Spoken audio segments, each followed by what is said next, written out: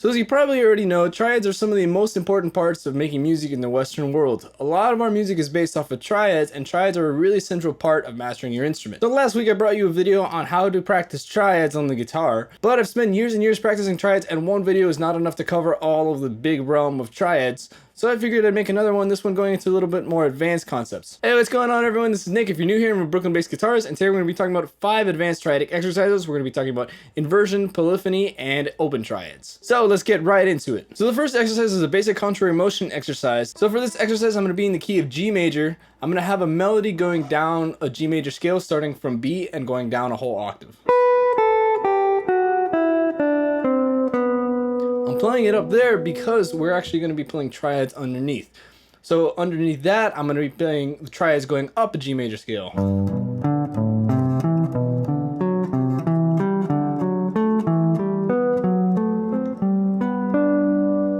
So now I'm going to combine the two.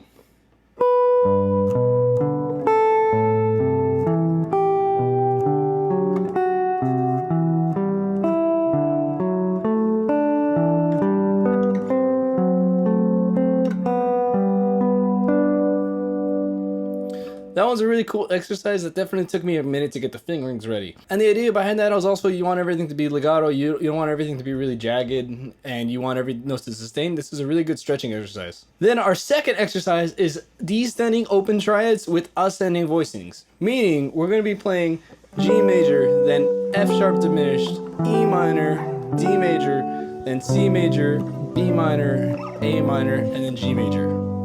But instead of going down like we just did, we're going to go up. So essentially, I'm going to invert all the chords and we're going to go all the way up the neck. We're never going to go down in voicing. So I'm going to start off with our G major. Then the next one is F sharp diminished. So I'm going to go up and do first inversion F sharp diminished with an A in the bottom. Then I'm going to do E minor with B in the bottom. So far our bass line is G, A, B. Then our next chord is D major, and we can actually do that one root position. So this gives us a really interesting jump. We have G, A, B, D. Then we have C major, so we're going to do first inversion and start on E and have E, G, C, first inversion C major triad. Then our next chord is going to be B minor, so we're going to go to F sharp and we're going to play second inversion B minor triad. And then our next chord is A minor. We can actually just play the root position, and then we're back at G major first inversion. So altogether, it'll look a little bit like this.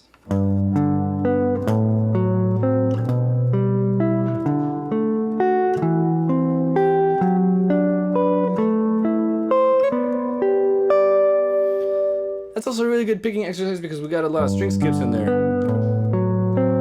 So it's a really good practice to get your right hand picking motion going. We can also do it up or down, or one up, one down, one down, one up. For example, one up, one down.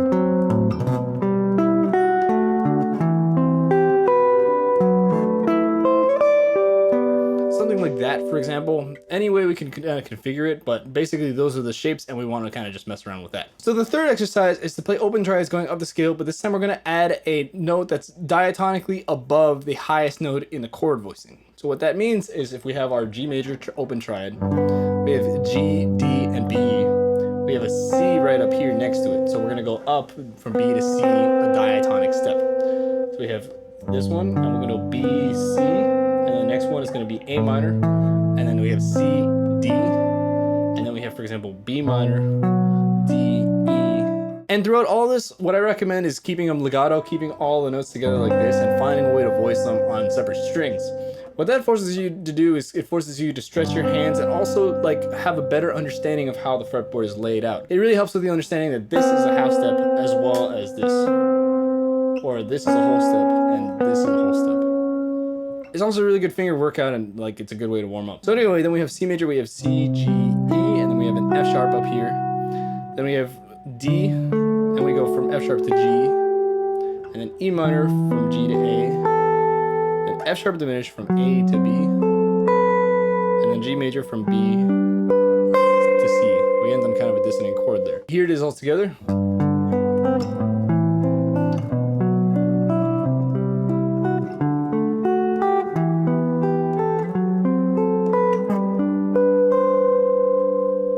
And that's the exercise. Really good way to kind of insert some motion into your chords and get used to kind of playing some chord melodies. So then the fourth exercise combines exercises 2 and 3. So we're going to do the descending open triads, but with ascending chord voicing thing. And we're also going to insert a half step between that. So the way this starts off is the same way. We have our G major triad and we have B to C. Then next we're going to go to F sharp diminished over A because we want to go up. The highest note in this voicing is C, so we're going to go up to D. And then we're going to go to E minor. We have the E on top that goes to F sharp. Then we have D here. And then we have F sharp to G.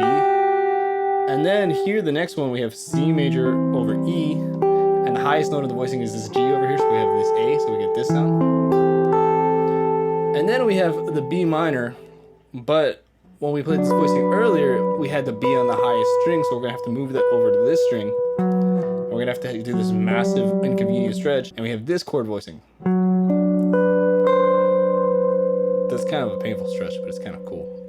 Then finally we have A minor. So again, this one has the highest note, so I'm gonna actually move this voicing over to these string sets and play it like this from C to D up here. And the same one with this voicing, we have to move this D over here down to over here, so we get the E on the top. So now I'm gonna attempt to play this one.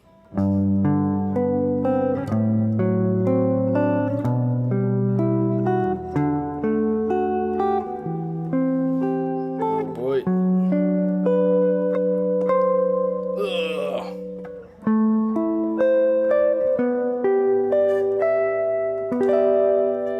I kind of butchered that chord, so this, I feel like that's not really that viable of an option, but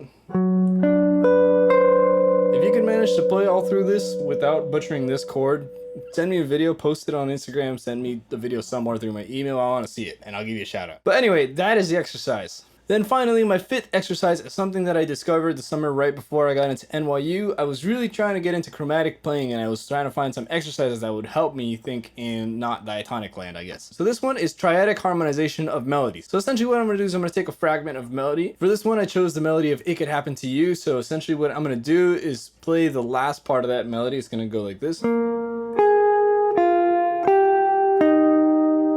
It's going to be those notes in order. So we have a B flat, then we have an A flat, and then we have an F, a G, and then an E flat. So essentially what I'm going to do is I'm going to play triads bases on all those notes. I'm going to start by just playing the triads on the root notes, and then we're going to get a little more complicated.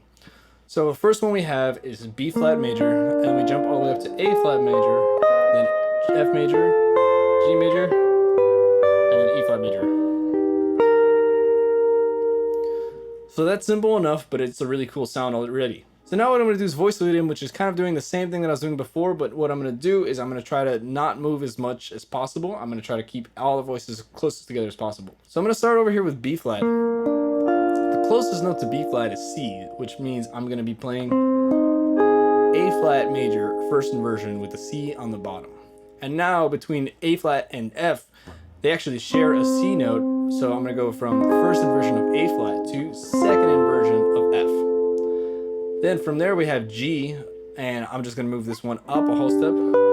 Let's move it up here just to change the voicing a little bit. And then the bottom note we have is D, so the closest note to E flat is E flat.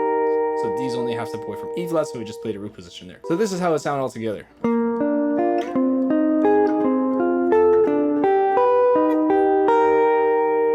So we have a really cool sound with that. So now as a bonus exercise, what I'm going to do is I'm going to start adding leading tones into the bottom note of this. So I'm going to start off with playing a half step from B. So I'm going to go from A to B, and then I'm going to go from B to C and play the A flat major triad. Since we already played the B to C, I'm going to go D flat to C and play the F major triad.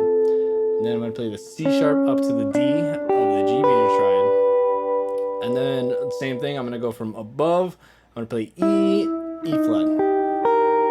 So all together that would sound like this.